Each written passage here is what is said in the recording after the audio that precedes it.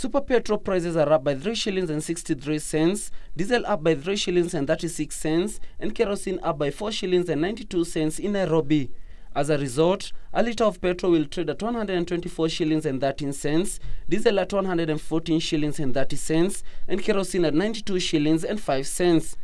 In Mombasa, super petrol will sell at 120 shillings and 85 cents, diesel at 111 shillings and 4 cents, and kerosene at 92 shillings and 5 cents, while in Kisumu, super petrol will trade at 125 shillings and 83 cents, diesel at 116 shillings and 25 cents, and kerosene at 96 shillings and 62 cents.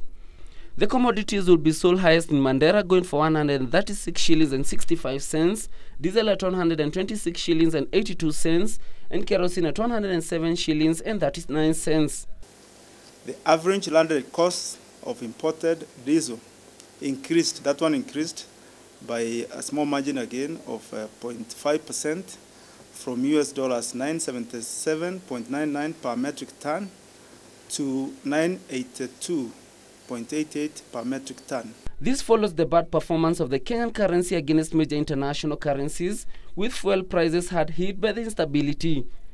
The measures taken by the central bank to contain the runaway inflation by increasing lending rates has also seen the prices of fuel going up, with the ERC increasing operating cost of the importers by 62 cents per litre. This month, because of the big change in the interest rates, we found that it is necessary to have an addition, to have an increase of 62 cents.